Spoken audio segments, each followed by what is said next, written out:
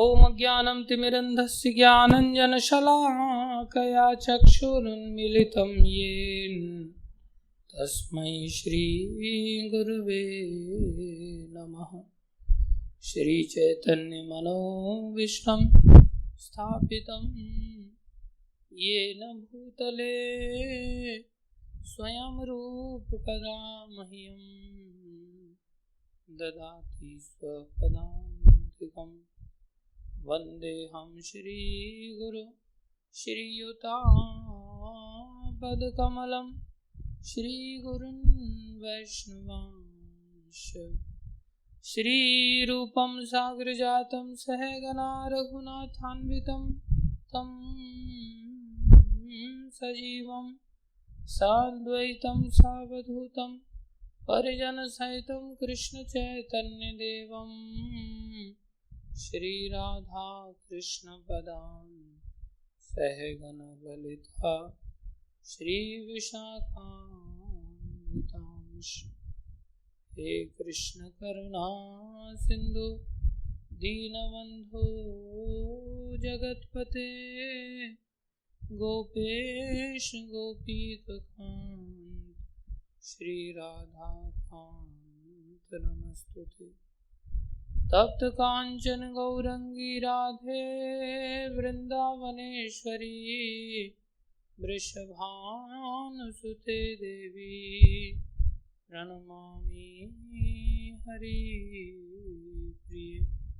वाञ्छाकल्पतरुभ्यश्च कृपा सिन्धुभ्यैव च पतितानां पावनेभ्यो वैष्णवेभ्यो नमो नमः। जय श्री कृष्ण चैतन्य प्रभु नित्यानंदा श्री अद्वैत गदाधर श्रीवासादि गौर भक्त वृंदा। सारे बोलो हरे कृष्णा कृष्णा कृष्णा हरे हरे हरे राम राम राम हरे हरे। हरे कृष्णा कृष्णा कृष्णा हरे हरे हरे राम राम राम हरे हरे। हरे कृष्णा कृष्णा कृष्णा हरे हरे हरे राम राम राम हरे हरे। गुरुदेव गौरचंद्राय राधिकाय तदालये कृष्णाय कृष्ण भक्ताय तद्भक्ताय नमो नमः।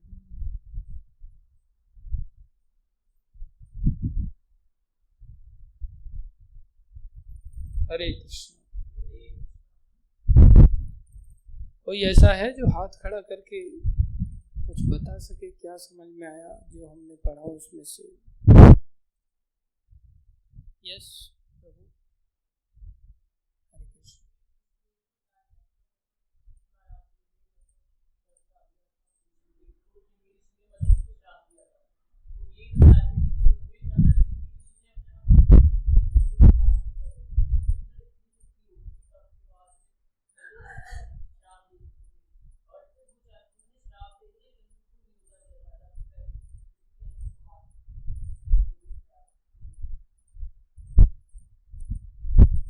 बहुत अच्छे, ताली बजाओ सब इनके लिए।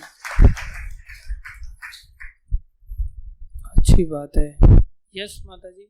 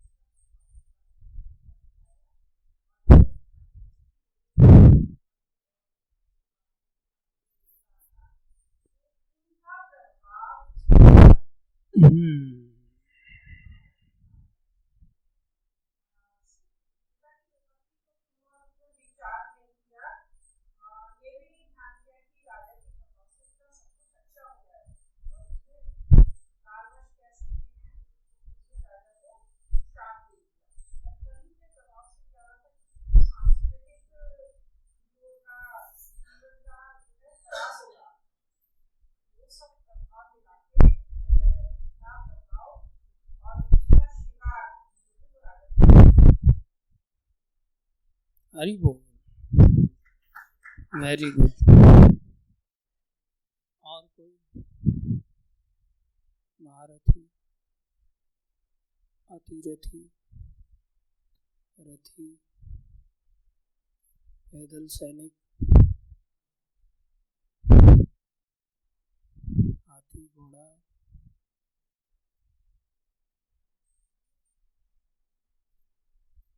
साहिल जी कुछ बताइए आप, क्या समझ में आया? कुछ भी नहीं समझ में आया? क्या बात कर रहे हैं यार, फिर से पढ़ूं? फिर से पढ़ता हूं। और बीच में अगर समझ में ना आए तो बीच में ही हाथ खड़ा कर देना, ऐसा नहीं कि पूरा पढ़ने के बाद फिर बोले कुछ समझ में नहीं आया। अगर बीच में नहीं समझ में आया तो मैं वहीं से पढ़ दूंगा फिर से, ठीक है? महाराज परीक्षित के उत्तम शासन के कारण अल्पवय बालक, जो अभी अन्य अनुभवहीन बालकों के साथ खेल रहा था, योग्य ब्राह्मण के समान तेजस्वी हो सकता था। यह बालक श्रृंगी नाम से जाना जाता था और उसे अपने पिता से ब्रह्मचर्य की अच्छी शिक्षा प्राप्त हुई थी। कोई शक यहां तक? समझ में आया? जिससे वह इसी आयु में एक ब्राह्मण के समान शक्तिशाली तेजस्वी हो गया था। लेकिन चूंकि कलियुग जीवन के 4 आश्रमों की सांस्कृतिक धरोहर को विनष्ट करने की अवसर की ताक में था, अतएव इस अनुभव शून्य बालक ने कलियुग को अवसर प्रदान किया कि वह वैदिक संस्कृति के क्षेत्र में प्रविष्ट हो सके। कली के प्रभाव से जीवन के निम्नतर आश्रमों के प्रति घृणा के भाव का प्रारंभ इस ब्राह्मण बालक से हुआ और इस प्रकार दिन प्रतिदिन सांस्कृतिक जीवन क्षीण होता गया। इस प्रकार ब्राह्मण अन्याय के पहले शिकार महाराज परीक्षित हुए और कली के आघात के प्रति राजा द्वारा दिया जाने वाला संरक्षण शिथिल पड़ गया। बोलो, क्या समझ में आया?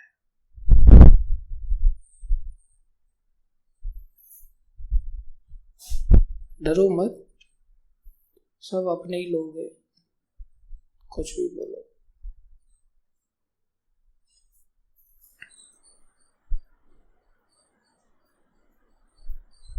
हिम्मत न हार फकीरा, चल चला चल। बोल, प्रयास कर। क्या नाम था उस बालक का?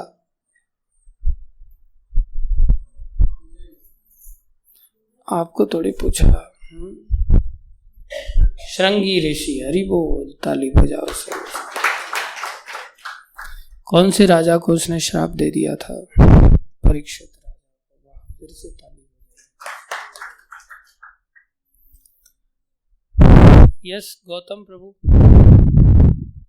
क्या समझ में आया?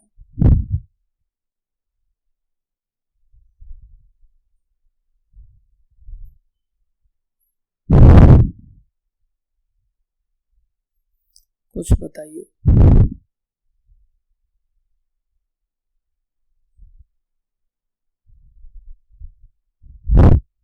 बोलिए, कुछ भी बोलिए।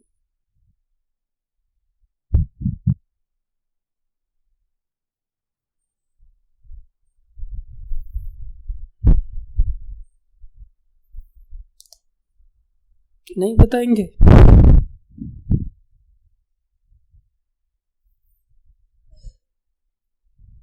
यस राहुल प्रभु।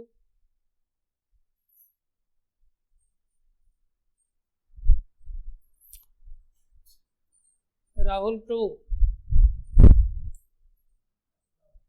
आपका नाम राहुल है ना? हिमांशु, हिमांशु प्रभु।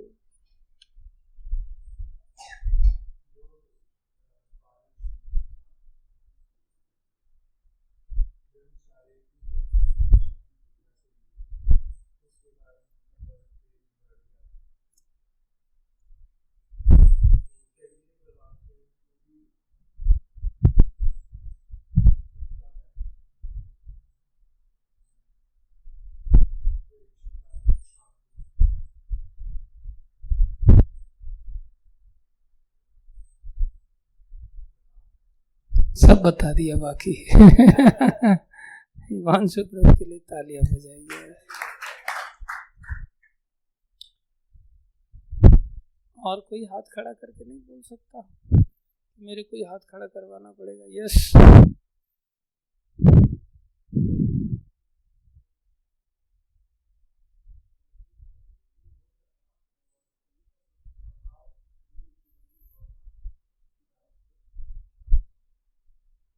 अच्छी बात है।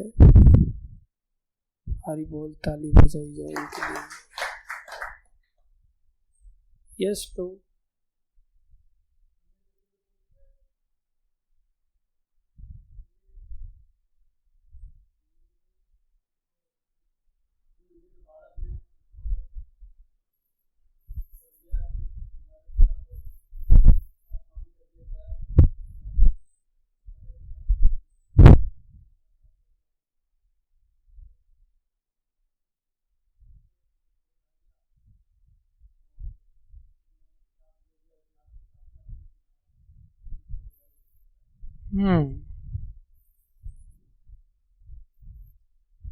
अच्छी बात है, ताली बजाई जाए। देखो यस माता जी।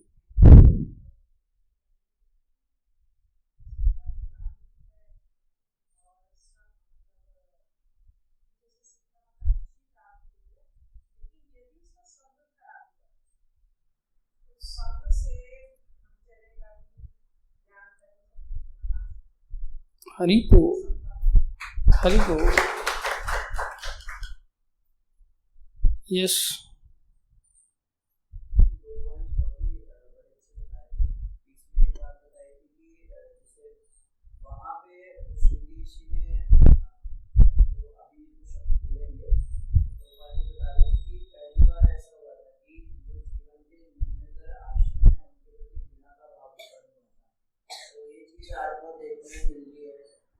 एक आश्रम का व्यक्ति दूसरे आश्रम की निंदा करते हैं, तो वो चीज वहीं से शुरू हुई थी। इसके पहले सब रिस्पेक्ट करते थे। और एक और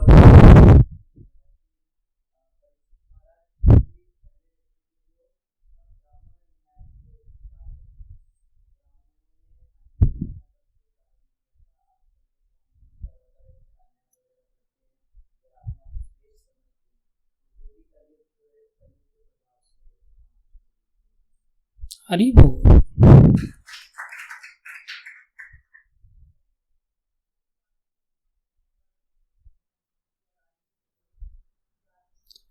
उन्होंने कहा ब्राह्मणों के अन्याय के पहले शिकार परीक्षित महाराज हुए, वहीं से ब्राह्मणों का अन्याय करने की परंपरा चालू हो गई और फिर आगे चल करके समाज भ्रष्ट होता चला गया।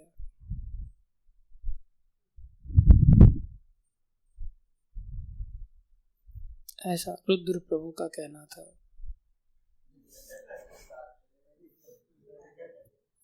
वही तात्पर्य से जो उन्होंने समझा। आगे कोई प्रश्न है तो आप उनसे पूछ सकते हैं इस संदर्भ में। मैं थोड़ा खुशबू ले लेता हूँ। आप दोनों लोग आपस में कुछ चर्चा कर रहे थे, कुछ कहना चाहते हैं?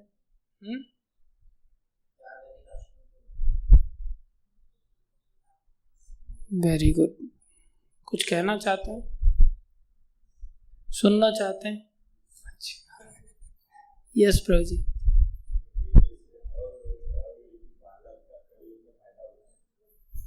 हाँ,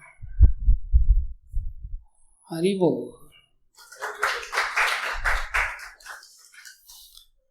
जो बच गए उनसे मैं क्लास के बाद पूछूंगा,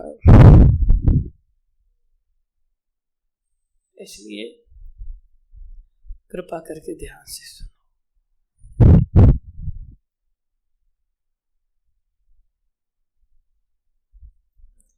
गुरुवे गौरचंद्राय राधिकाय तदालय।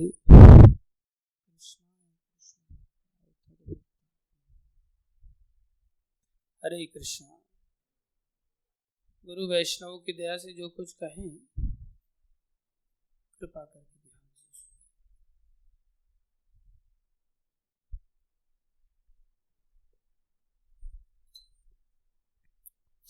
सुनो। देखो, कभी भी हमें किसी के पूछे जाने पर यदि कुछ बताना पड़े,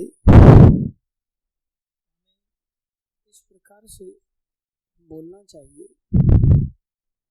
एक तो जो घटना हम सुन रहे हैं उस घटना को बहुत अच्छी तरह से याद करना चाहिए। जैसे कोई संदेश देना हो तो संदेश को घटना के माध्यम से अगर दिया जाए तो बड़ा सहज हो जाता है समझना। कहते हैं example is better than precept. उदाहरण के द्वारा चीजें अच्छी तरह से समझ में आती हैं। तो कोई भी उपदेश के लिए किसी उदाहरण को प्रस्तुत किया जाता है, तो उदाहरण के जो पात्र होते हैं उन पात्रों को अच्छी तरह से याद रखना चाहिए। अब जब हम पात्रों को, घटना को याद नहीं रख रहे हैं तो उस उपदेश को कैसे याद करेंगे? घटना को ही याद नहीं कर पा रहे हैं तो उस घटना के द्वारा क्या शिक्षा प्राप्त हो रही है, उस शिक्षा को याद कैसे कर पाएंगे? इसलिए उस शिक्षा को याद रखने का सहज उपाय है कि हमें वो घटना याद हो अच्छी तरह से। तो एक तो है शिक्षा देना सीधी सीधी, एक है घटना के इस बाद शिक्षा क्या निकलती है उसको समझाना।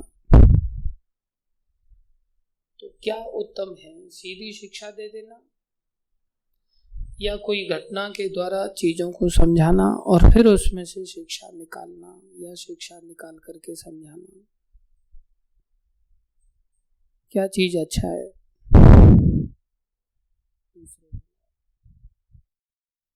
अब जैसे शिक्षा दी जाए, अच्छी संगति करनी चाहिए। अच्छी संगति के अच्छे परिणाम होते हैं, बुरी संगति के बुरे परिणाम। और ये बात कितने दिन तक याद रहेगी हमको? लेकिन एक घटना के माध्यम से अगर समझा जाए तो उसके कितने बुरे परिणाम हो सकते हैं ये भी देखने में आ सकता है, और कितने अच्छे परिणाम हो सकते हैं ये भी देखने में आ सकता है, और उसको फिर हमेशा के लिए दिमाग में बिठाया जा सकता है। इसलिए कभी कोई हमसे पूछे तो पूछते समय ध्यान रखना चाहिए हमने जो सुना है उसमें घटना को बहुत अच्छी तरह से दिमाग में बिठाएं। क्या घटना घट रही है, समझ रहे हो? और फिर उस घटना का उल्लेख करें। ऐसा ना सोचे कि बाकी सब बेवकूफ बैठे हुए, इसलिए केवल घटना सुना दिया, हाँ ऐसा हुआ था, बात खत्म हो गई। नहीं, बाकी सब भी तो घटना को जान ही चुके हैं ना। फिर भी आप उनकी पुष्टि के लिए आपने घटना बताया, अच्छी बात है। अब उस घटना को तोड़ना सीखो। एक एक कदम कदम पर उस घटना से हमें क्या क्या शिक्षा प्राप्त हो रही है वो भी दी जा रही है ऑलरेडी। हम उसमें से निकाल पाए और निकाल करके दूसरों को ये बताएं कि हमने इसमें से ये सीखा। तुम ये सीखो नहीं, हमने इसमें से ये सीखा। ऐसा बोलना सीखना चाहिए। तो ये बड़ा सुंदर श्लोक है जिसकी शुरुआत सुखदेव गोस्वामी कह रहे हैं, घटना कैसे घटित हुई। बोले तस्य पुत्रो अति तेजस्वी। कभी बोलना भी हो तो बहुत सहज हो जाता है इस प्रकार से बोलना। आगे चल के आपको कहीं कथा करनी है, क्लास करना है, तो ये एनालॉजी अपनानी चाहिए। क्या कह रहे हैं सुखदेव गोस्वामी, तस्य पुत्रो अति तेजस्वी। छोटा सा बालक है, बहुत बड़ा नहीं है। कैसा है? अति तेजस्वी। तेज कैसे आता है?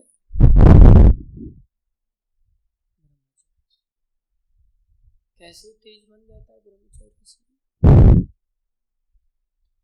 जो वीर्य शक्ति है, जिसे पौरुषेय शक्ति कहते हैं, यदि उसको नष्ट ना किया जाए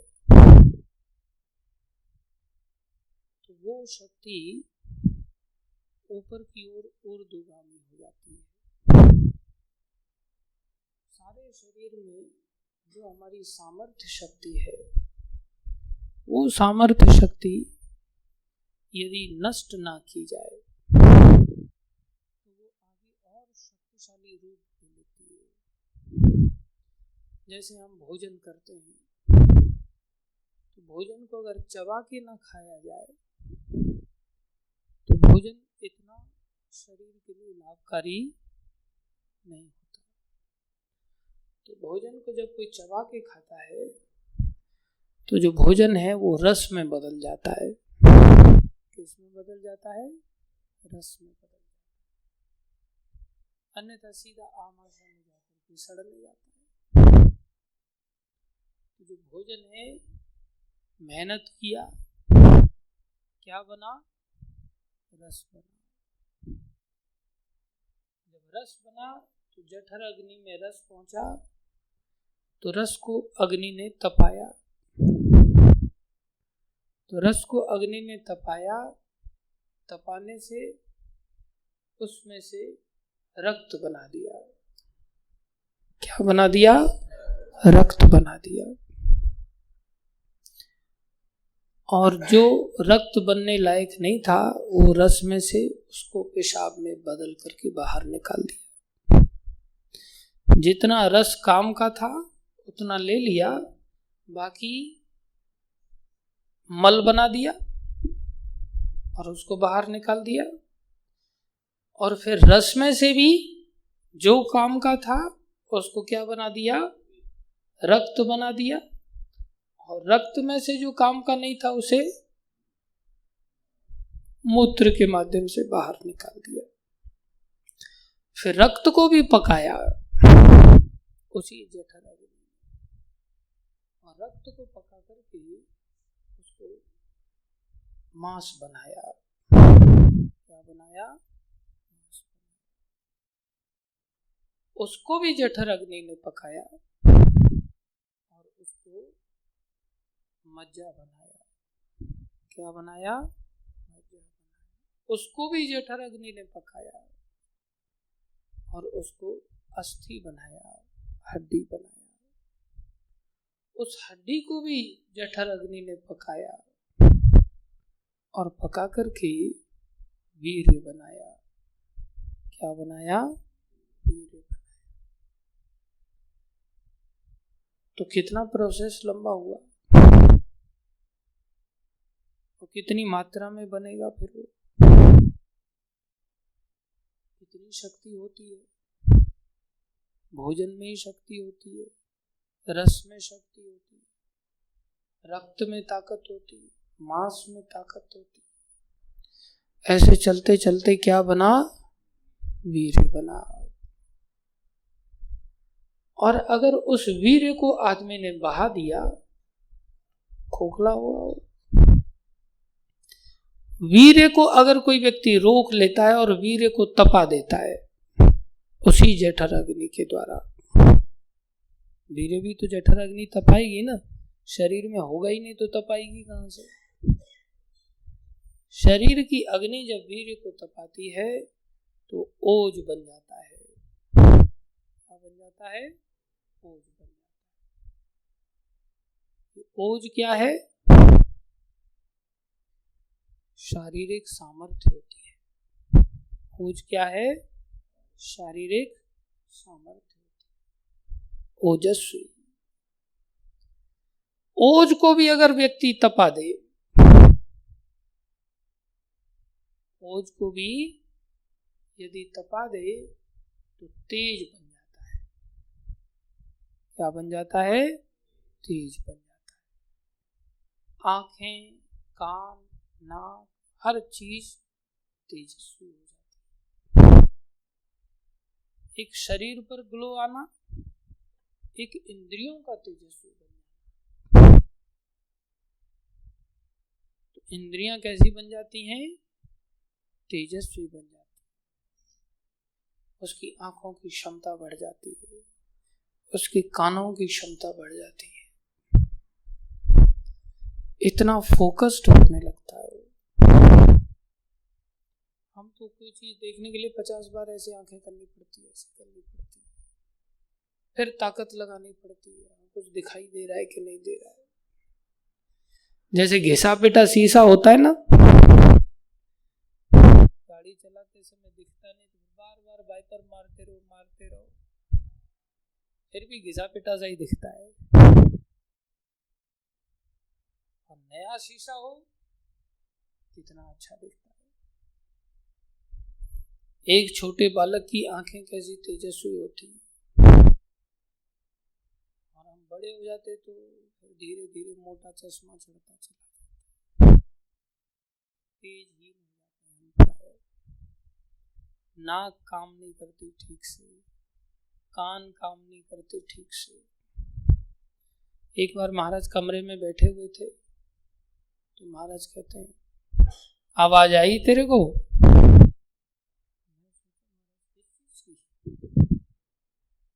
अरे आवाज नहीं आ रही तेरे को? किस चीज की? ध्यान से सुन। मैं क्या ध्यान से सुनूं? किसी को पॉइंट आउट करके बोला जाए तब तो हो सकता है वो ध्यान से सुने। किसी को पॉइंट आउट नहीं किया जा रहा है और उन चीजों को भी ध्यान से सुन लेना, समझ रहे हो वो कितना एक्सपर्ट होगा। जैसे बोला जाए हाँ नरसिंह प्रभु, तो नरसिंह प्रभु अलर्ट होकर के सुनेंगे। और सांप फुसकार मार रहा, वो थोड़ी बोलेगा नरसिंह प्रभु। कहीं से अंधेरे में फुसकार आ रही है तो आपके कान इतने अलर्ट होने चाहिए नेचुरली, को कहां से आ रही है?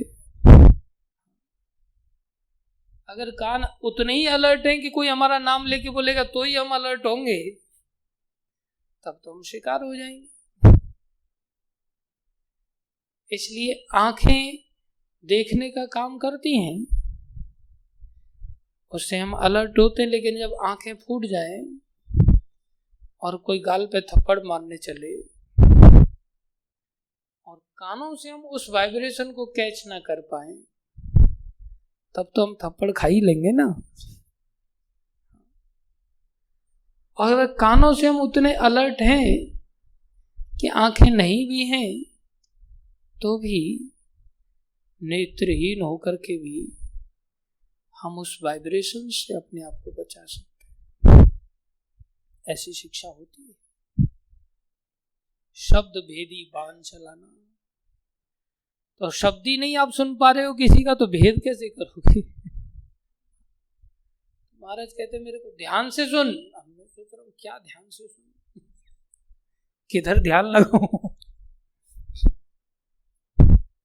महाराज कहते हैं तेरा चिंतन किस चीज का होता है? स्त्री चिंतन तो नहीं चल रहा है कहीं? कुल मिलाकर के घूम करके बात उधर ही चली जाती है, क्योंकि शास्त्र ऐसा ही कहता है सार वही है।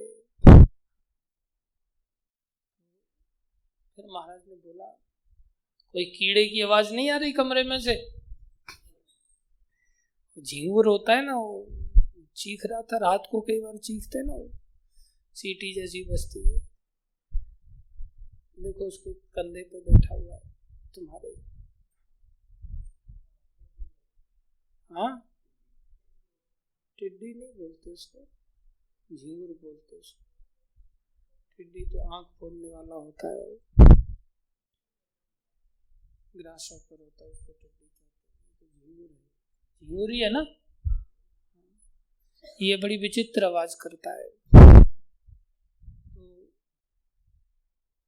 अब सुनाई दी? मैं लहा मारा, सुनाई दी, निकाल इसको बाहर। अब आवाज तो आ रही थी, लेकिन इतने फोकस्ड कान नहीं है कि कौन सी दिशा से आ रही है। कभी किधर जा रहे हैं, कभी किधर जा रहे हैं। कई बार मोबाइल घूम जाता है ना, फिर रिंग बजाते हैं तो कभी इधर सुनाई देता है गाड़ी में, तो कभी उधर सुनाई देता है गाड़ी में, कहीं फंस जाता है तो पता ही नहीं चलता एग्जैक्ट कौन सी दिशा से आवाज आ रही है। कान इतने खोए हुए ना, इसलिए हम तेजस्वी नहीं बन पाते। और जब तेज को भी तपा दिया जाए तो फिर सह पैदा करता है मन के अंदर। कौन सी शक्ति आती है? सह। सह माने सहनशीलता, मन की शक्ति होती है, सूक्ष्म शरीर तक प्रवेश करती है ये बात। स्थूल शरीर से होते होते होते होते सूक्ष्म शरीर तक जाती है और मन सहनशील हो जाता है। ये कितना आवश्यक है।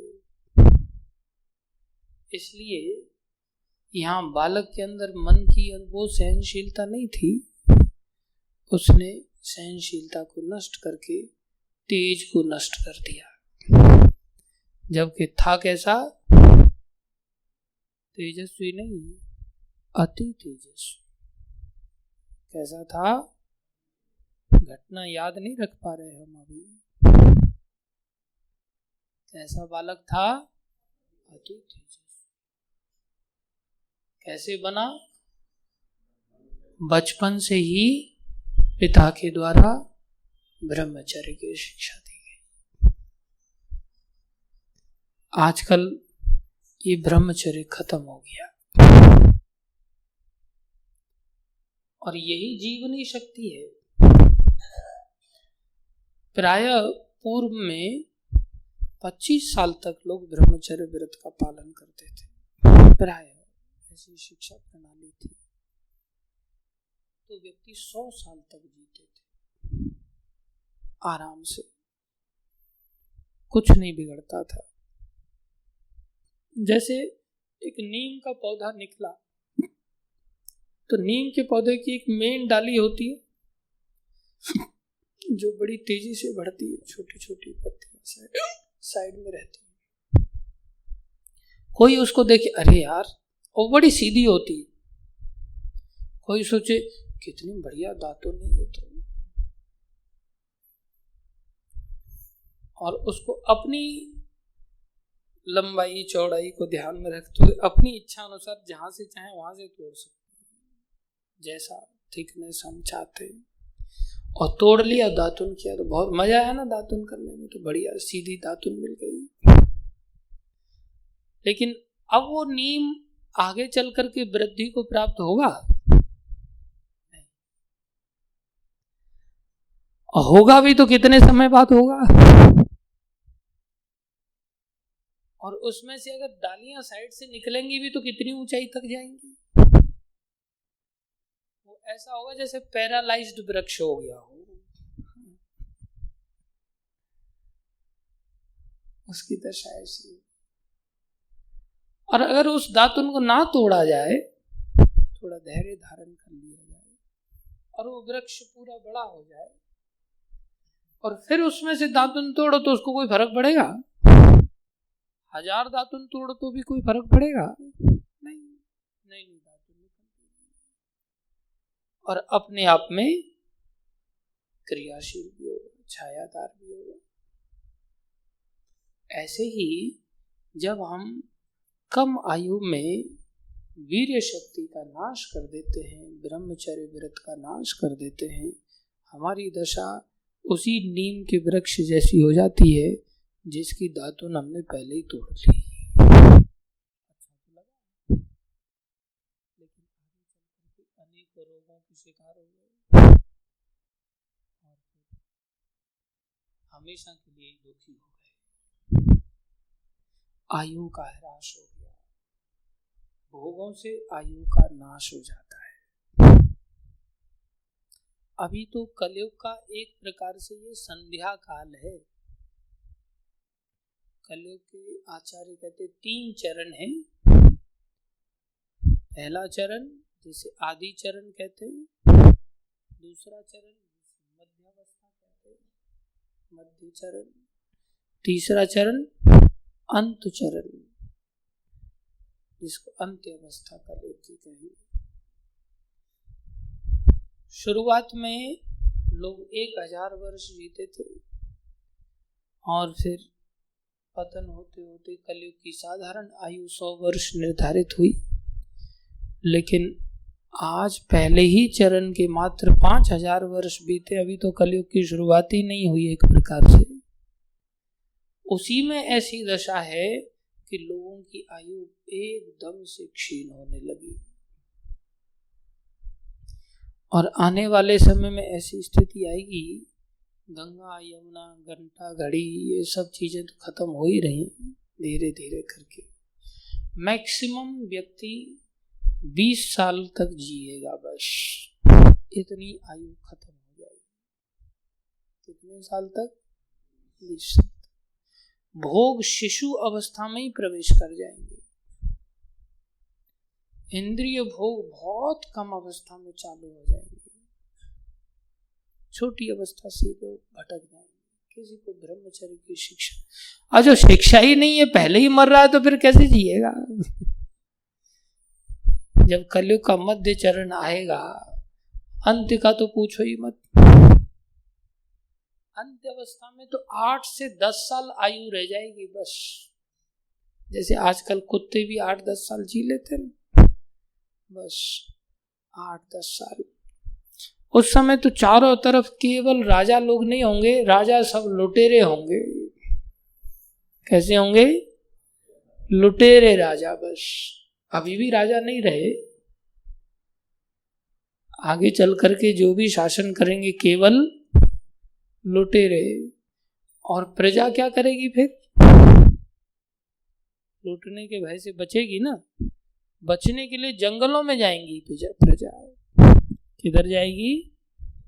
और जब जंगलों में जाएगी वहां दूसरे लुटेरे मिलेंगे, जिधर जाएगी वहां मार खाएगी। ऐसी दशा आएगी, ऐसा जीवन हो जाएगा। आज दिन पर दिन चीजों को इस प्रकार से इंट्रोड्यूस किया जा रहा है, मोबाइल आदि बहुत छोटी अवस्था से बच्चों को दूषित कर देता है और एजुकेशन के लिए कंपलसरी कर दिया गया है। संसार में कंपटीशन इतना ज्यादा है, कोई रास्ता ही नहीं लोगों के पास, करें तो क्या करें। बहुत बड़ा कट थ्रोट कंपटीशन हो गया है। ना करो तो गला कट रहा है, करो तो फिर संस्कृति के ह्रास के कारण गला कट रहा है। चारों तरफ से उसके पास कोई रास्ता नहीं। आज ये दशा प्राप्त हो रही है सब जीवों को। जब भोग प्राप्त हो गया तो उसका क्या शरीर काम करेगा, क्या दिमाग काम करेगा, क्या मन काम करेगा, क्या इंद्रियां काम करेंगी, क्या वो भगवान को पाएगा? कितनी दूर हो जाएगी भगवान को पाने की मंजिल? संभव ही नहीं। ऐसा घोर कलयुग आएगा। हम तो प्रायः देखें अपने अंदर झांक करके, तो हम तो पहले से ही सहहीन, सहनशीलता तो है ही नहीं, तेजहीन, तेज भी नहीं, ओजहीन, ओज भी नहीं, स्थिति ऐसी आ गई है कि खाने के लिए दांत भी नहीं है जो चबाना चालू कर दे कम से कम भोजन। बचपन से ही 2-4 चॉकलेट खा करके बच्चों के दांत खराब हो जाते हैं और फिर एक ही चीज निगलने वाला आइटम खाते हैं, चाउमीन, चाइनीज, क्या क्या होती, नूडल्स वगैरह, सब सटकते जाओ, बस पेट भर लो बस। 4 दिन बाद पेट में कोई अल्सर हो रहा है, किसी के कुछ हो रहा है, कुछ हो रहा है। बहुत बुरी दुर्दशा होती जा रही है।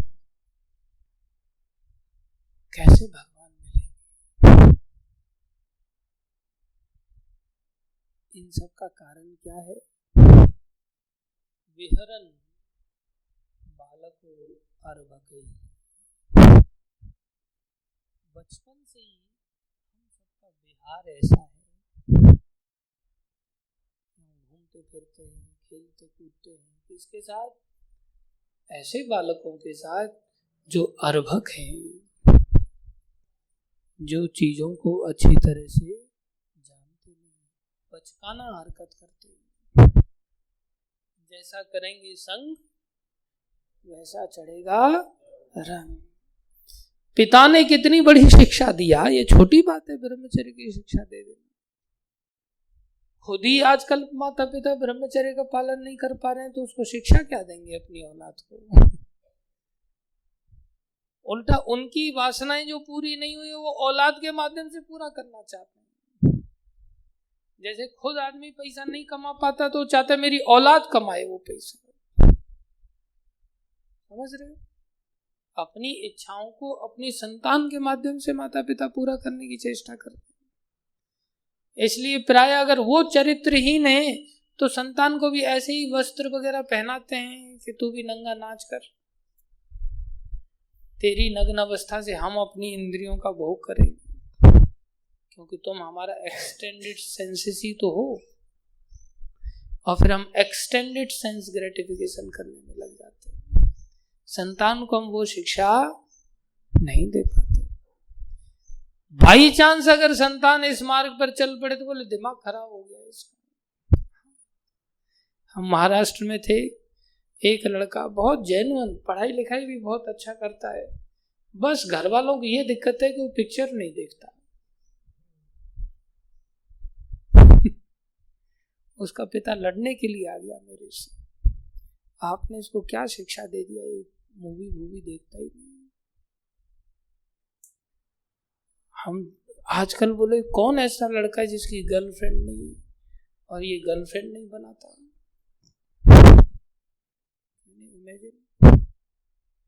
और किसी को बोलो ना कि आपका औलाद ऐसा कर रहा है तो माता पिता क्या कहते पता है?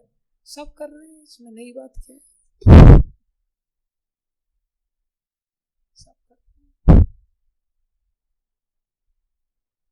जब माँ बाप ही ऐसे भ्रष्ट हो जाए, उन्होंने ही सब चीजों को नॉर्मलाइज ले लिया है, इसके दुष्परिणामों को वो खुद ही नहीं समझ पा रहे, क्या समझाएंगे? बहुत कठिन है। इसलिए परिणाम भीषण होंगे। कितना बड़ा भीषण परिणाम आया। अति तेजस्वी बालक।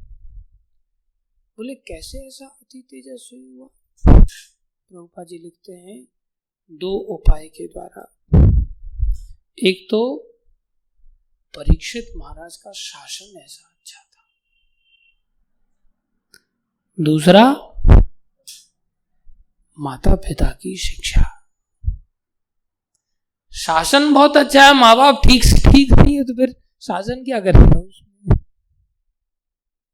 और यदि माता पिता बहुत अच्छे हैं और बाहर की शासन प्रणाली अच्छी नहीं है तो माता पिता कब तक शिक्षा देकर के चलाएंगे?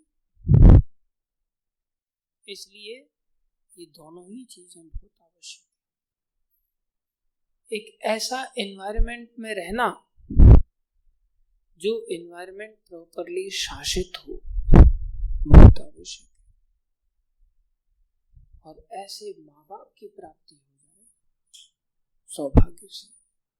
यदि माँ बाप की प्राप्ति ऐसी ना हो तो माँ बाप का त्याग करके उसको गुरु की प्राप्ति शीघ्र कर लेनी चाहिए और गुरु के आश्रय में जीवन जीना चाहिए।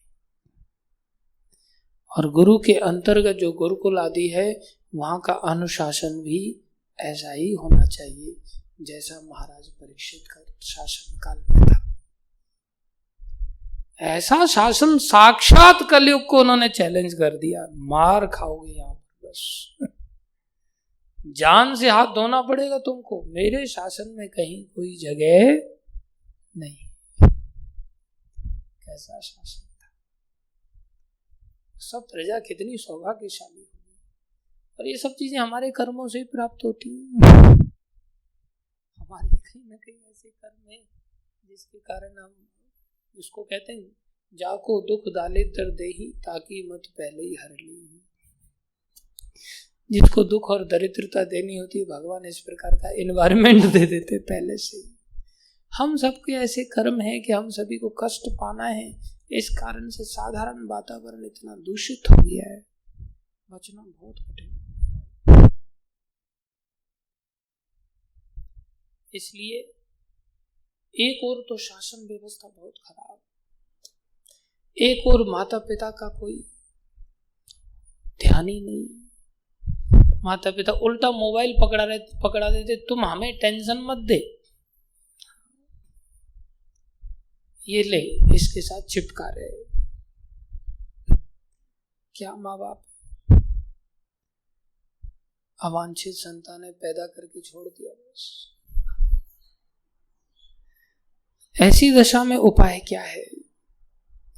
कोई व्यक्ति खुद ही अगर इस रहस्य को समझ जाए, कभी इत्तेफाक से, कभी भक्तों की संगति से या पुस्तकों के सानिध्य से, उसको खुद के कल्याण के लिए इस बात को समझना चाहिए कि भाई मुझे माता पिता से शिक्षा नहीं मिली तो मुझे कहाँ से शिक्षा लेनी चाहिए? अब गुरु जी से शिक्षा लेनी चाहिए, कोई प्रामाणिक गुरु का सानिध्य प्राप्त हो।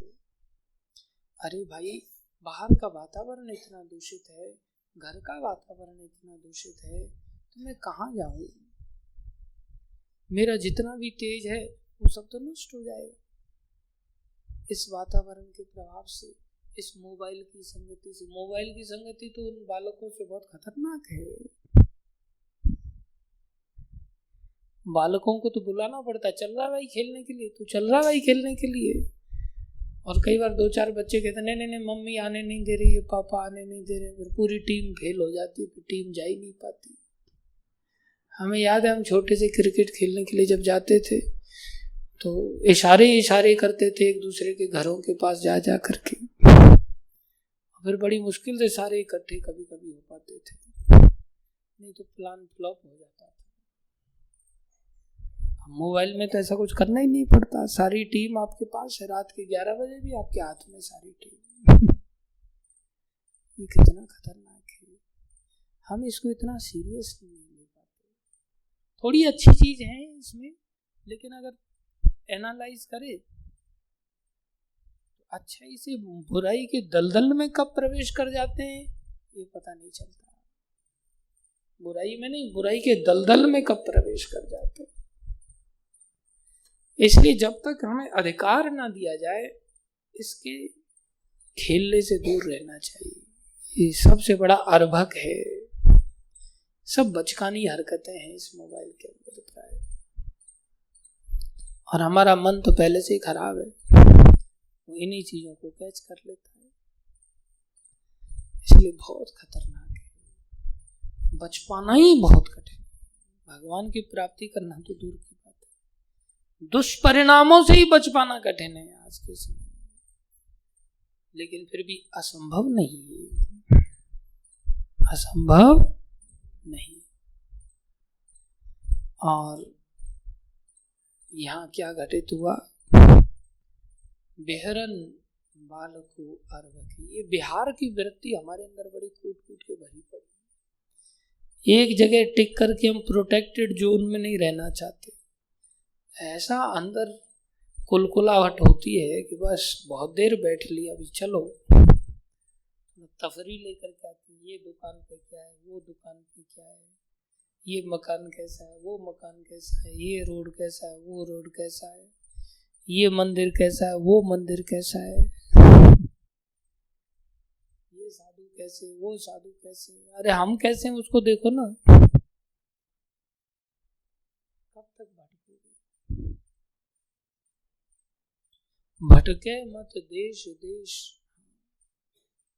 लजावे मत वेश को।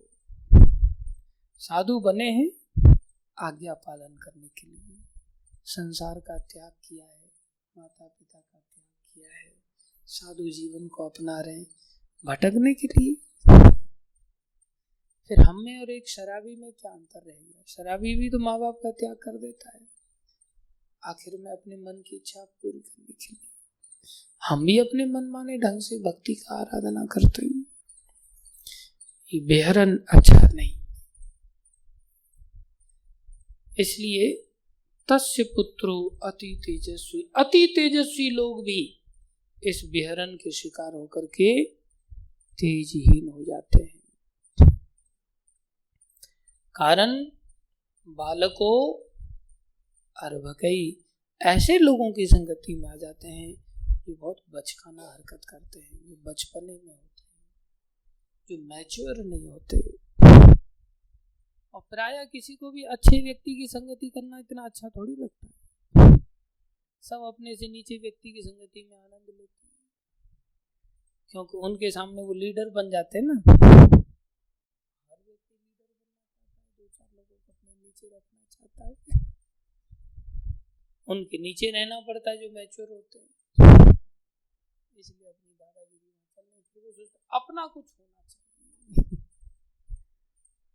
हमारे आचार्यों ने अपना कुछ नहीं किया, आदेश मिला तब उन्होंने अपना कुछ किया। हम बिना आदेश के ही ऐसी खुजली होती कि नहीं अपना सेंटर हो, हम प्रेसिडेंट हो, सब हमारे आदेश का पालन करें, बढ़िया राजभोग की प्लेट लगती रहे, हाथ पैर लोग दबाते रहे, कितना आनंद आएगा। नाम छप जाए चारों तरफ, हमने भी ऐसे सेंटर खोले, हमने भी ऐसा किया वैसा किया।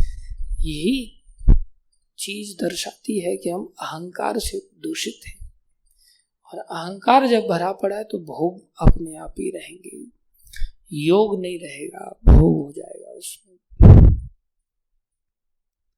इसलिए क्या करना होगा? गुरुजनों से शिक्षा लेनी होगी, गुरुजनों के उत्तम वातावरण में रहना होगा। वो धक्का मारे तो फिर टेंशन होना चाहिए, अब कैसे जिएंगे। हमारी स्थिति क्या है? महाराज मैं जाऊं मैं जाऊं, बहुत दिन हो गए मेरे को आपका संग करते करते, अब मेरा ये काम आ गया, वो काम आ गया, मेरे अर्भक बालक हैं, उनकी संगति करने जाना है, आज्ञा दे दो आप। देखो नहीं दोगे तो मैं दूसरा गुरु बना लूंगा, आपके पास चॉइस है। आपकी आज्ञा छोड़ के किसी दूसरे की आज्ञा को अपनाऊंगा जो मेरे को ऐसी छूट देता हो।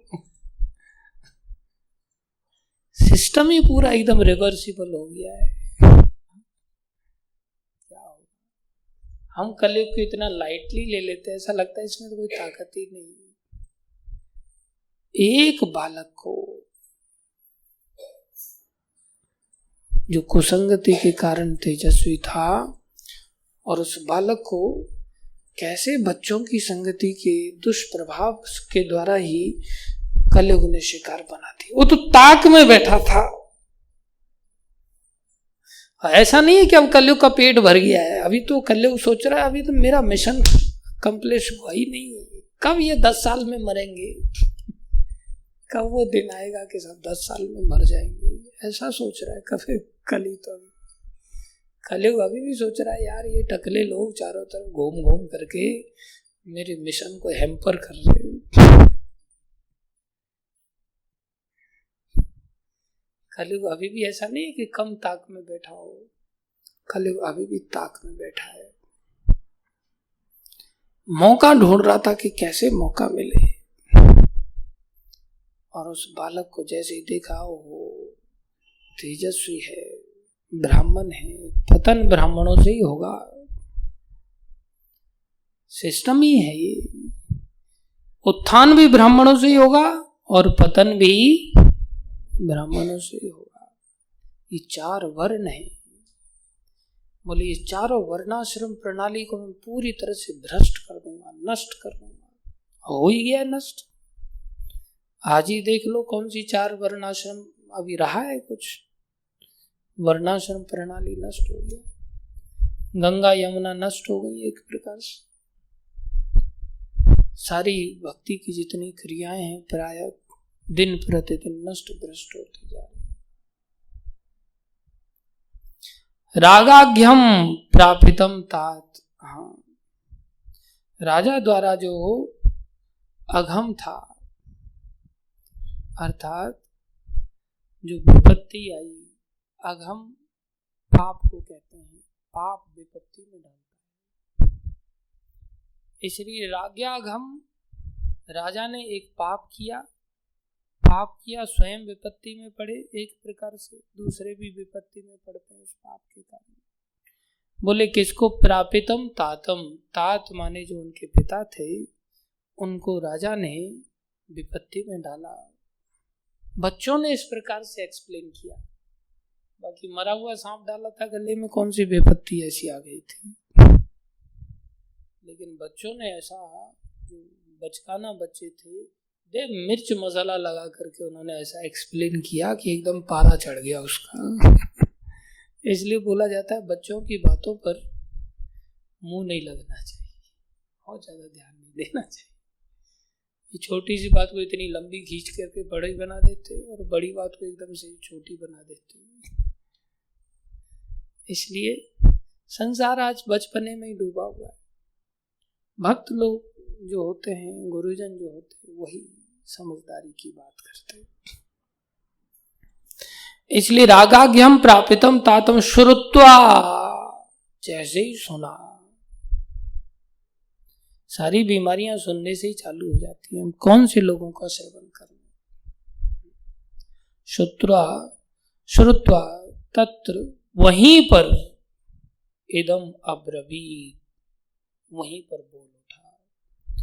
छोटा सा बालक है, ऐसी सामर्थ्य ब्राह्मणत्व की, वहीं से श्राप दे दिया उसने। ऐसा नहीं कि सामने जाकर के श्राप देगा।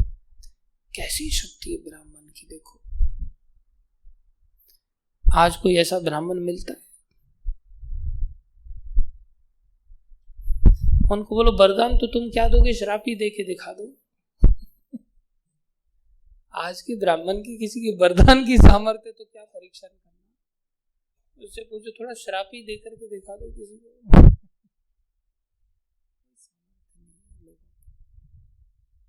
वैष्णव तो इन सबसे श्रेष्ठ होता है। वैष्णव तो, ब्राह्मण तो कहीं नजर ही नहीं आता उसको।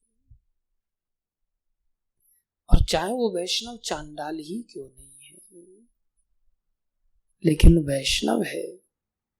कैसे वैष्णव बनाओ? भगवान का भक्त बनने से। कैसे भक्त बन सकते हैं हम? बोले कलयुग का आदि चरण आपका बाल बांका नहीं कर सकता। सूरदास जी का एक बड़ा सुंदर पद है। बोले आपका कलयुग मध्य चरण, आप कलयुग के मध्य चरण में भी पैदा हो जाए ना, तो भी कलयुग आपका कुछ नहीं बिगाड़ सकता। और कलयुग का अंत चरण भी आपका कुछ नहीं बिगाड़ सकता। यदि हम क्या बन जाएं? वैष्णव बन जाए। बोले वैष्णव किसको कहते हैं? ऐसा कैसा वैष्णव बने? बोले ऐसा वो वैष्णव हो जो भगवान के नाम को भगवान से ज्यादा महत्व देता हो,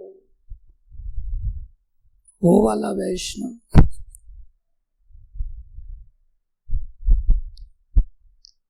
कलयुग कुछ नहीं बिगाड़ सकता, मतलब भगवान रक्षा करेंगे ना उसकी। अब भगवान प्राप्ति नहीं हुए तो कैसे रक्षा करेंगे? बोले कोई बात नहीं, भगवान से भी बढ़कर अगर कोई भगवान के नाम को मानता हो, बोले उसका कलयुग कुछ नहीं बिगाड़ पाएगा। अब नाम प्राप्त है कि नहीं है? भगवान प्राप्त हैं? बोले नहीं है। नाम प्राप्त है?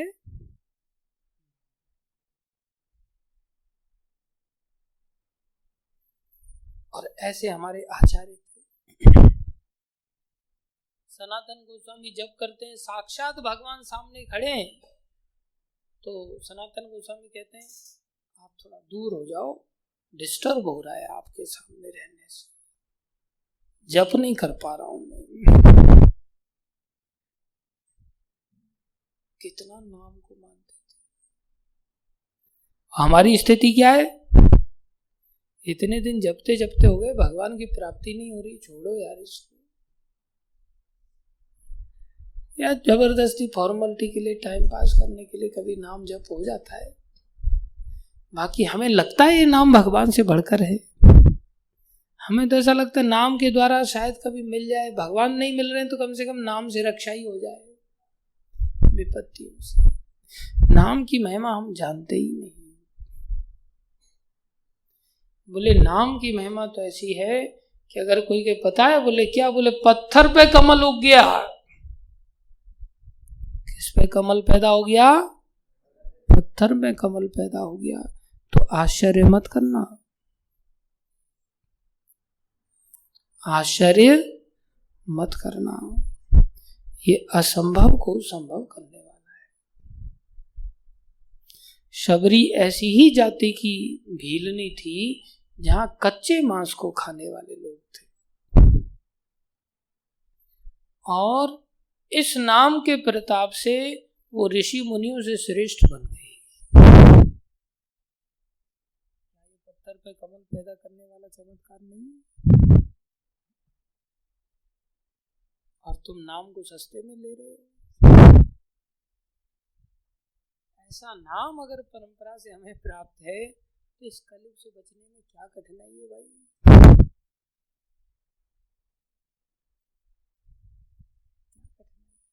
क्या करने की जरूरत है? देखा जाए तो कोई चिंता का विषय है?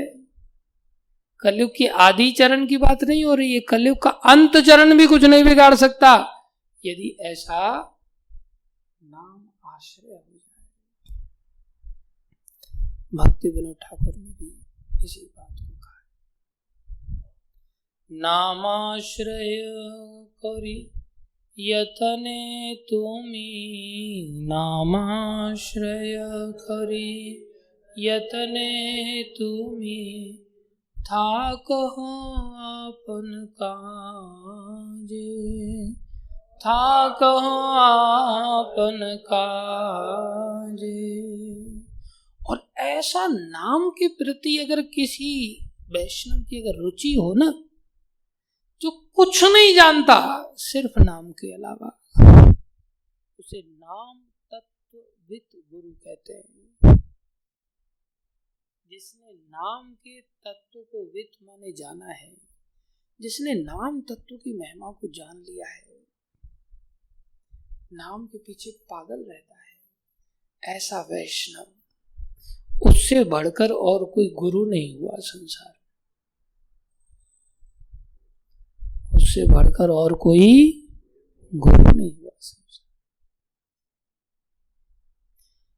लेकिन वो नाम की महिमा ऐसी नहीं, भैया झाड़ू लगा देना तो दे, बीड़ बैग में हाथ डाल दिया फटाक से, नाम जप रहा हूं मैं तो झाड़ू कैसे लगाऊं? आज हमारा नाम काम चोरी वाला है। कैसा नाम है? काम चोरी वाला। आज हमारा नाम फल प्राप्ति के लिए है। नाम जपेंगे ये फल मिलेगा, नाम जपेंगे रोटी मिलेगी, नहीं नाम जपेंगे कुछ नहीं मिलेगा। हमारा नाम कैसा है? कर्म की चोरी और फल की प्राप्ति। कोई सेठ आ जाए फटाक से नाम जपने लगे, हरे कृष्ण, और एकदम से मोबाइल बंद कर देंगे, व्हाट्सएप पे जो कुछ भी देख रहे होंगे, यूट्यूब वगैरह, एकदम से गंभीरता से जप कर। क्या मिलेगा? सामने वाले से प्रतिष्ठा का फल मिले। ओहो, कितने भजन में डूबे रहते हैं, क्या कहना। बस पीठ घूमने तो पता चल जाएगा कितने मोबाइल में डूबे रहते हैं।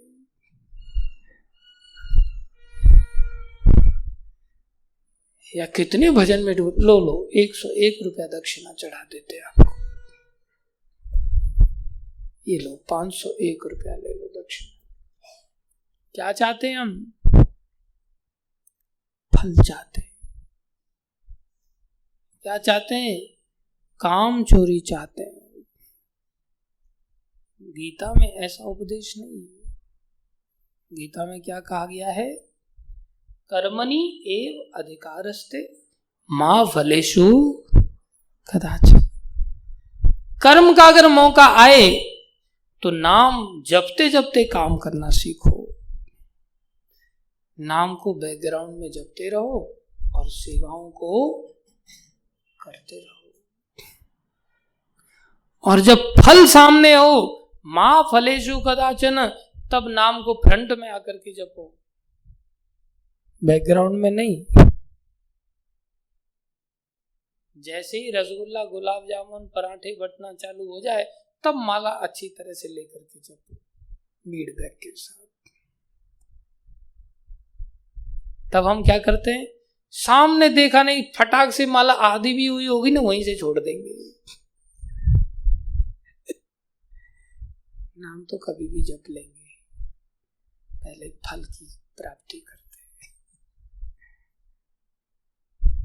ये नहीं होना चाहिए नाम जप रहे भाई, फल पीछे पीछे घूम रहा है, भैया पालो इसको, थोड़ा पालो इसको भी, पालो इसको भी पालो, ऐसा होना चाहिए।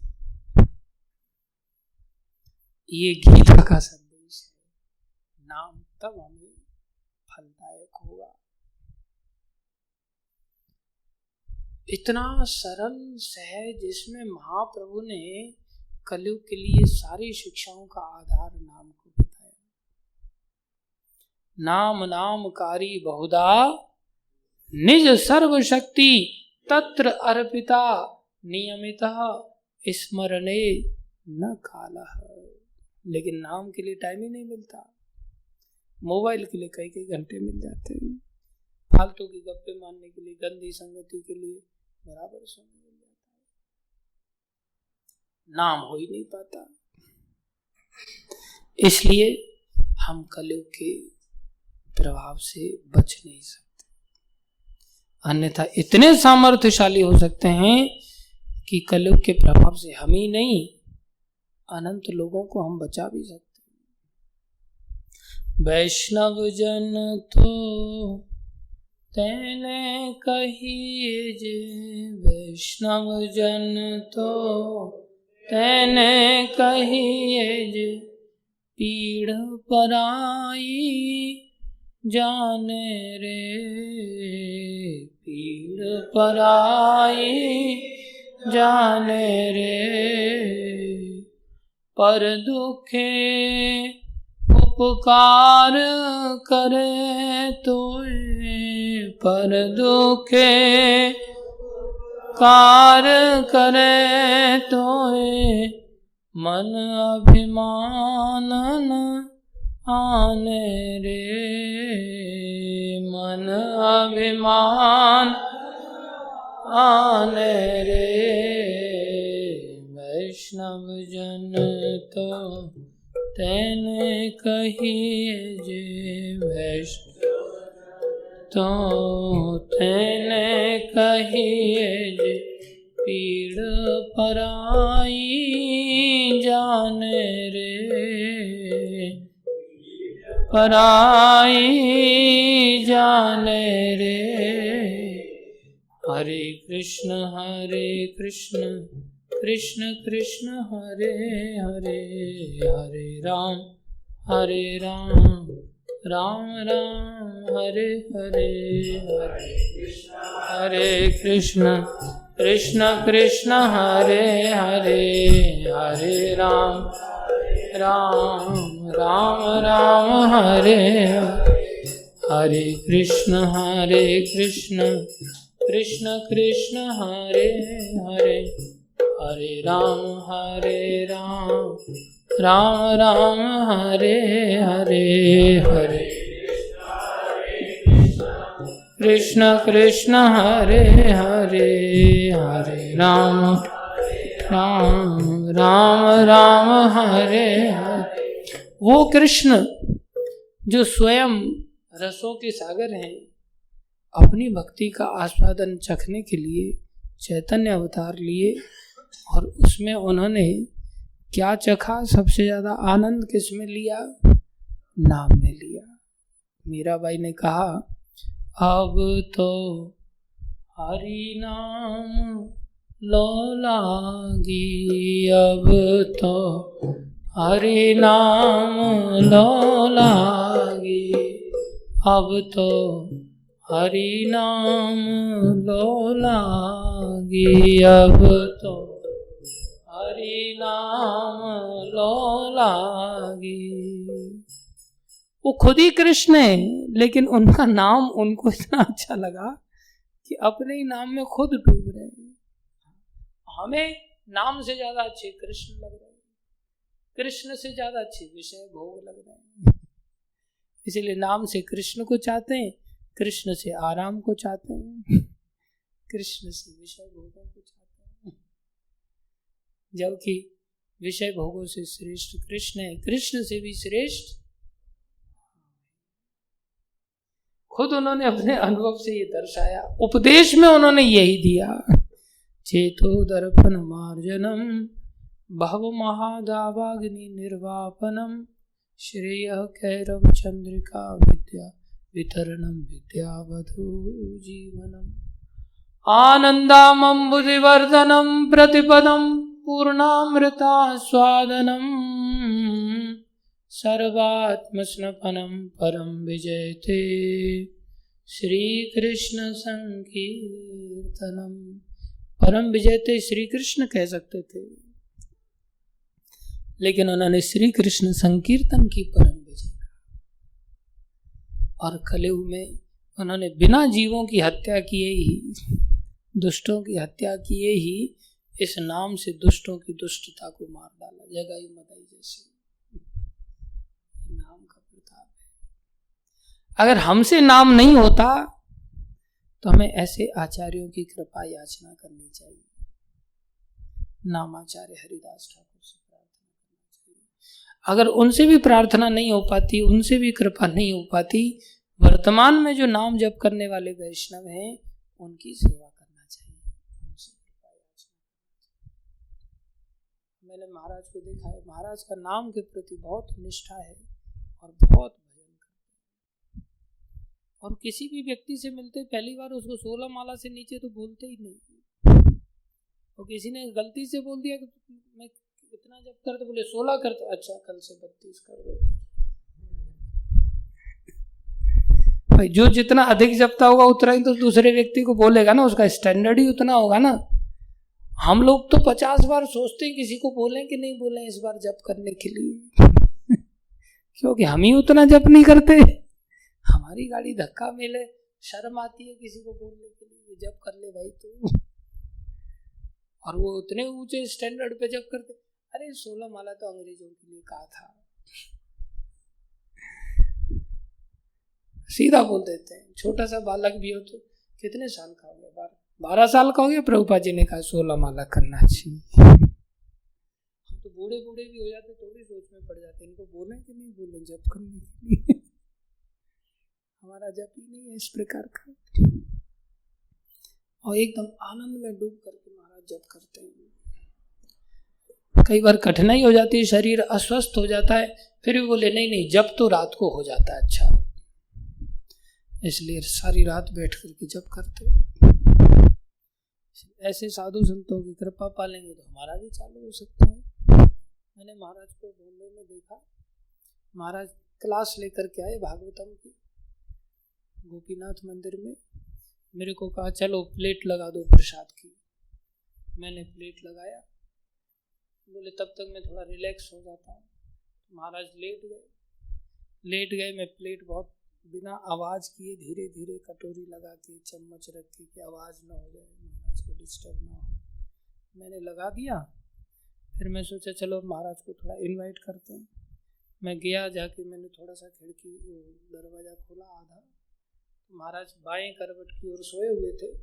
दायां हाथ ऐसे रखा हुआ है और ऐसे रखा हुआ हाथ ऐसे ऐसे उंगली चल रहा है, सोते सोते ऐसे उंगली चल रहा है।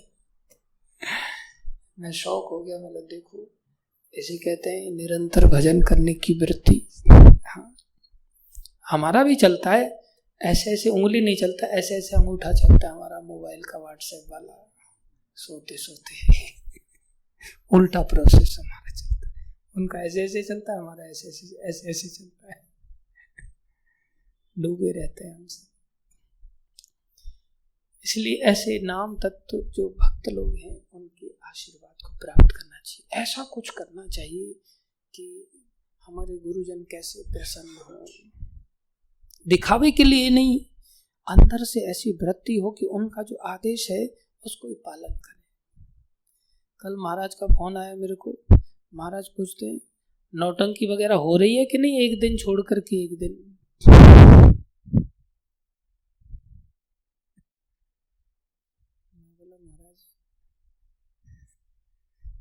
एक दिन छोड़ के आपकी प्रसन्नता के लिए होती है महाराज, आप आएंगे तो आपकी प्रसन्नता के लिए किया जाएगा।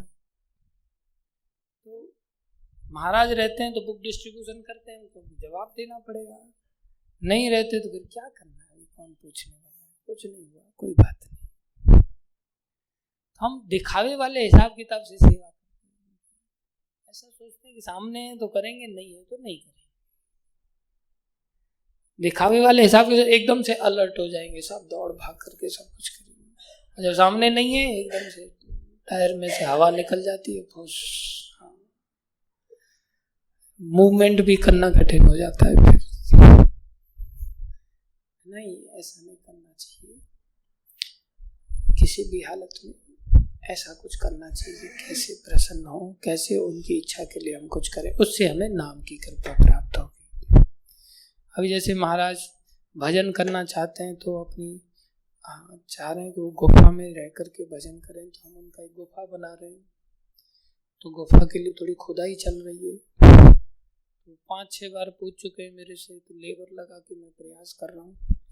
और उसमें वो भजन करेंगे तो उनके भजन का प्रभाव अगर हम भी चाहते हैं, थोड़ा बहुत इतिहास में नाम दर्ज कराना चाहते हैं, थोड़ा हम भी गुफा की खुदाई कर सकते हैं। ज़्यादा नहीं बची है, 1-2 फीट बची, ऊपर ऊपर की कठोर मिट्टी तो हमने खुदवा दिया है, छोटी छोटी कोमल मिट्टी बची है, उसको थोड़ा फावड़ा चला करके थोड़ा थोड़ा हाँ तसले भर के साइड में डाल दें तो सरदार लोग कार सेवा करते, हम करहीन हो गए, कर रहे नहीं, सिर्फ खाने के लिए हमारी कार सेवा चालू रहती है। हम सब लोग अगर थोड़े लग जाए 1-2 घंटे के लिए, 2-4 घंटे के लिए, शाम को सुबह में, बहुत जल्दी वो काम खत्म हो जाए, कोई बड़ी बात है। लेकिन दिन भर हम रोलर की तरह लुढ़कते रहेंगे इधर उधर और बस मिट्टी को कूटते रहेंगे, लेकिन कृपा का कोई रास्ता नहीं अपनाते। जब तक कोई बोले नहीं, अपनी आंखों से तो कभी दिखता ही नहीं कि यहाँ से ईंट उठा के यहाँ रख देते हैं, भाई यहाँ बंदर टट्टी कर गया, थोड़ा इसको उठा करके साइड में कर देते, थोड़ा मिट्टी डाल के साफ कर देते हैं, यहाँ जाले लगे थोड़ा सा हटा देते हैं, गुरुजी की प्रसन्नता के लिए, प्रभुपाद जी की प्रसन्नता के लिए। जब तक कोई बोलेगा नहीं ना, बोलने को भी ऐसे दाएं बाएं घूमते रहते, कहीं मेरे को ना बोल दे इसलिए नए नए अड्डे बना के रखे होते, फिर उससे भगवान थोड़ी चीजें छुपी हुई है। इसलिए सभी भक्त लोग हम इन बातों को समझें।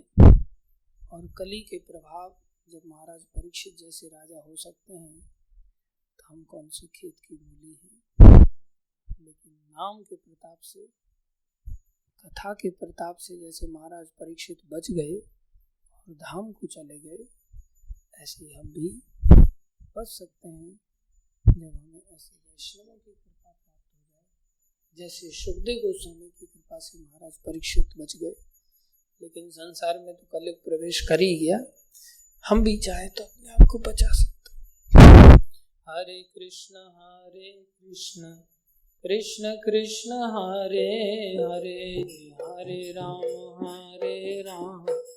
राम राम हरे हरे, हरे कृष्ण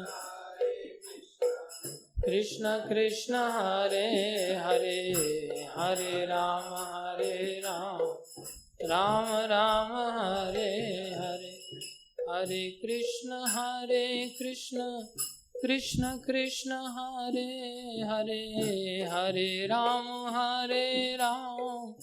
राम राम हरे हरे, हरे हरे कृष्ण कृष्ण हरे हरे, हरे राम राम हरे हरे, हरे कृष्ण कृष्ण कृष्ण हरे हरे, हरे राम राम हरे हरे, हरे कृष्ण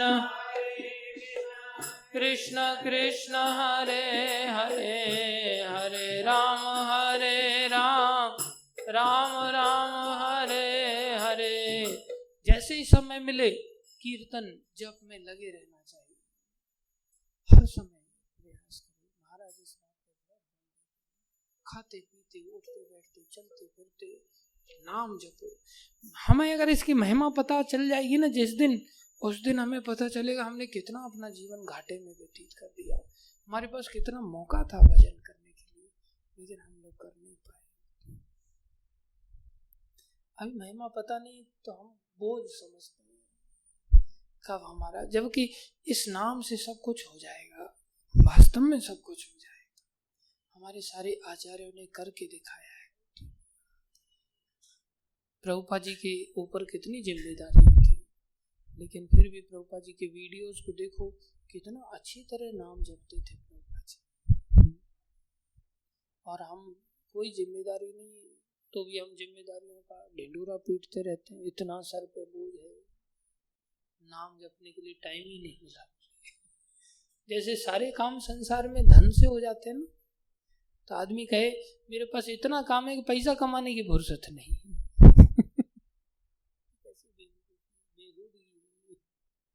ऐसे कोई कहे मेरे पास इतना सेवा है, इतनी भक्ति है, बोले नाम जप करने के लिए टाइम नहीं। नाम जप नहीं करते इसलिए सेवा चोरी आ जाती है, काम चोरी आ जाती है। हरे कृष्ण कृष्ण कृष्ण हरे हरे, हरे राम राम राम हरे हरे, हरे कृष्ण कृष्ण हरे हरे, हरे राम राम राम हरे हरे, हरे कृष्ण कृष्ण कृष्ण हरे हरे, हरे राम राम राम हरे हरे, हरे कृष्ण कृष्ण हरे हरे, हरे राम राम राम हरे हरे। संसार में हमें केवल धोखा मिलेगा यदि हमने भगवान का आश्रय नहीं लिया होगा। उद्धव जैसी हमारी हालत हो जाएगी। उद्धव ठाकरे को धोखा मिला, मुख्यमंत्री बन गया था कुछ दिन के लिए, तो बिना पंखों को ही उड़ रहा था। बेचारे को ऐसा धोखा मिला कि इस्तीफा देने से पहले ही सीएम आवास छोड़ दिया। पता है आगे और बेइज्जती होगी, इसलिए पहले ही छोड़ दो। इसलिए आप मुख्यमंत्री भी बन जाओगे ना तो भी एक दिन औकात पे आना पड़ जाएगा, इसलिए पहले से आधार बना के चलो। हरे कृष्ण कृष्ण कृष्ण हरे हरे, हरे राम कहाँ जा रहा है? हरे हरे कृष्ण कृष्ण हरे हरे, हरे राम राम राम हरे। कौन कौन ऐसा है जो हरि नाम की कृपा पाना चाहता है, नाम की कृपा पाना चाहता है? हाथ खड़ा करो। सब लोग चाहते हैं। अपने प्रयास से प्राप्त कर लोगे या गुरुजी की कृपा से प्राप्त करोगे? कौन कौन ऐसा जो अपने प्रयास से प्राप्त कर लेगा? हाथ खड़ा करो। अच्छी बात। तो गुरुजी की गुफा की खुदाई कौन कौन करना चाहता है? हाथ खड़ा करो। खाली लेबर को सर्वे करने नहीं जाना, लेबर के साथ भी काम करना पड़े तो करना चाहिए। अच्छी बात है। हरे कृष्ण कृष्ण कृष्ण हरे हरे, हरे राम राम राम हरे हरे, हरे कृष्ण कृष्ण हरे हरे, हरे राम हरे कृष्ण कृष्ण कृष्ण हरे हरे, हरे राम राम राम हरे हरे, हरे कृष्ण कृष्ण हरे हरे, हरे राम हरे कृष्ण कृष्ण कृष्ण हरे हरे, हरे राम राम राम हरे हरे, हरे कृष्ण कृष्ण हरे हरे, हरे राम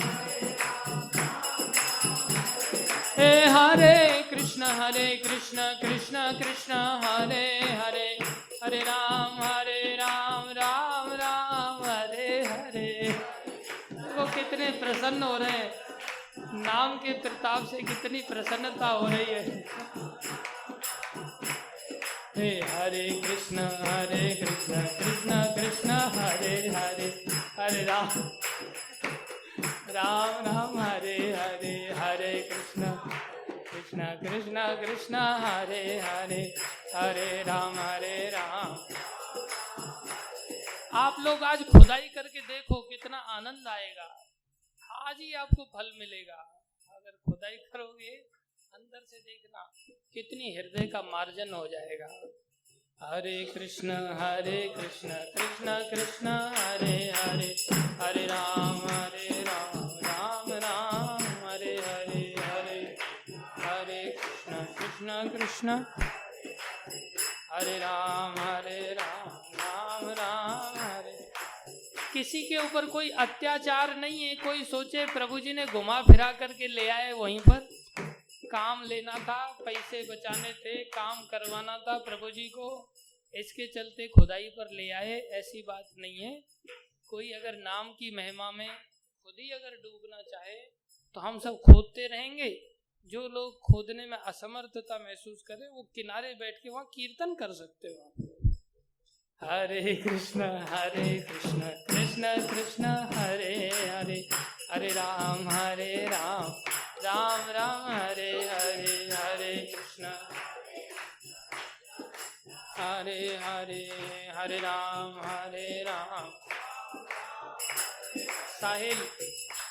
साहिल खुदाई करेगा या कीर्तन करेगा? तुम साइड में बैठ कर खुदाई करेगा ना? चलो हरि बोल, ताली बजाओ सब।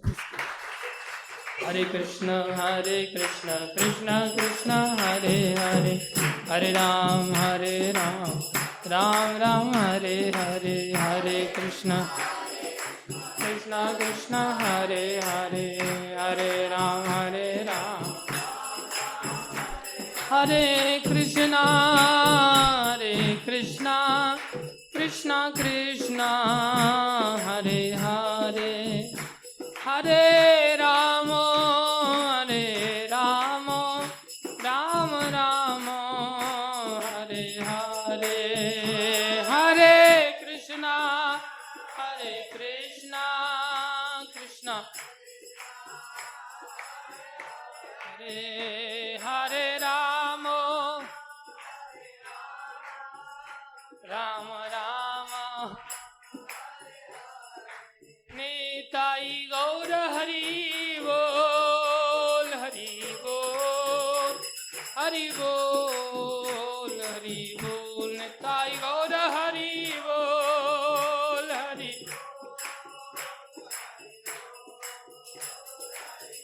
जय जय प्रभुपाद प्रभुपाद प्रभुपाद प्रभुपाद, जय जय प्रभुपाद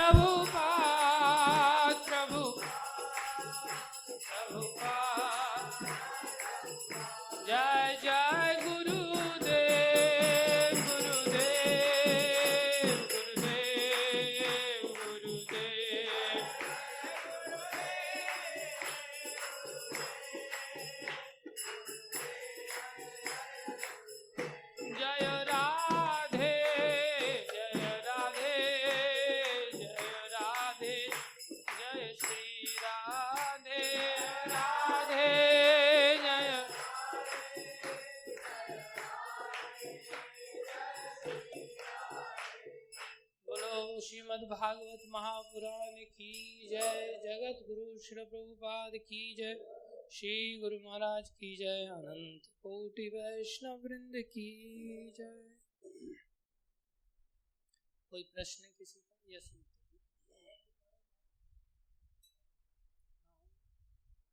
पारण समय देख के बताते हैं। इधर जाने के लिए गुफा में रैंप बनाएंगे। अभी तो उसमें ऐसे ही मिट्टी निकालने के लिए तो कोई दिक्कत नहीं है, अभी स्टेप बनाई हुई है। आने वाले समय महाराज के लिए रैंप बनाएंगे तो कोई भी बुजुर्ग व्यक्ति भी आना जाना कर सकेंगे। पारण समय है 10:03 तक, तो उससे पहले हम नगर कीर्तन करके आ जाएंगे और 2-3 घंटे खुदाई कर लेंगे, तब तक 10 बज जाएंगे। शुरुआत 5:44 से ही है, इसलिए जो पारण करना चाहे वो कर सकते हैं। समय हो चुका है और 10 बजे तक किया जा सकता है।